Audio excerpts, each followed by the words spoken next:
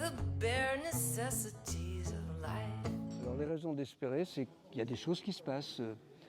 Par exemple, eh bien, il y a une vingtaine d'années, nous avions mis en avant un scénario du GIEC émetteur qui nous aurait emmené vers des réchauffements de 4 à 5 degrés à la fin du siècle.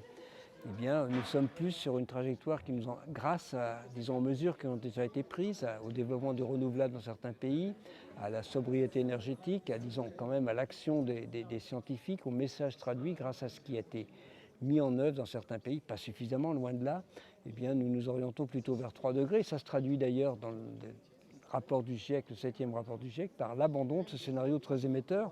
Ça a d'ailleurs valu un tweet de Donald Trump.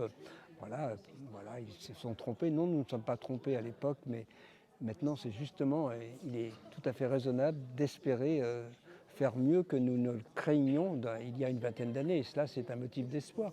Le développement des renouvelables, par exemple, en Chine, le fait que le mois dernier, eh bien, en Asie, il y a eu plus, disons, d'électricité produite à partir des renouvelables que des combustibles fossiles. Pour la première fois, tout ça, ce sont des petites victoires qu'il faut, disons, amplifier. Il faut aller vite maintenant, mais disons, oui, il y a quand même quelques motifs d'espoir, la prise de conscience des jeunes. Voilà, il y a aussi des... Bon, voilà, on est plutôt au creux de la vague, mais il ne faut pas baisser les bras. C'est cela mon message et je continuerai à témoigner. Just like